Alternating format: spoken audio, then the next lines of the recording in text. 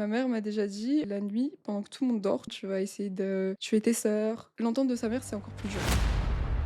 La chambre de ma mère et la mienne sont, juste à côté. Je l'entendais parler tout le temps et quand tu as déjà des voix dans ta tête qui te disent: «Tu es une très mauvaise personne, tu es un danger pour les autres», l'entendre de sa mère, c'est encore plus dur. Oui, parce que, avant vous étiez fusionnels, tout ce qu'elle disait, avant c'était rassurant ou en tout cas ça te faisait du bien et d'un Mmh. coup, Effectivement, je me suis sentie, bah, littéralement abandonnée. Moi, j'ai toujours aimé aller à l'église, par exemple. C'est-à-dire que j'ai toujours tout bien fait, comme la petite fille parfaite que je devais être et que d'un coup, le monde me tombe dessus et me dit: «Bah, en fait, tu es une mauvaise personne. Tu es du coup la méchante, tu es un démon, tu es» plein de choses comme ça, c'était super dur à vivre. quand tu dis que tu as commencé à y croire et tout, est-ce que, toi-même tu te demandais, si tu faisais du mal à tes sœurs ou sans le vouloir du coup? Ah mais j'étais même persuadée que je faisais du mal à mes sœurs. Bah, déjà de par mes TCA, je ne mangeais pas avec elles. C'est-à-dire que je ne rentrais pas en contact avec leur nourriture. La nuit, j'avais peur de m'endormir parce qu'elle me disait, ça va être un petit peu drôle à dire, mais ma mère m'a déjà dit: «La nuit, pendant que tout le monde dort, tu sors de ton corps et tu vas faire des incantations. Tu vas essayer de tuer tes sœurs». Par exemple, la nourriture, tu vas tenter de les envoûter. Alors que bon, elle savait que la raison pour laquelle je mangeais pas, c'est parce que j'avais des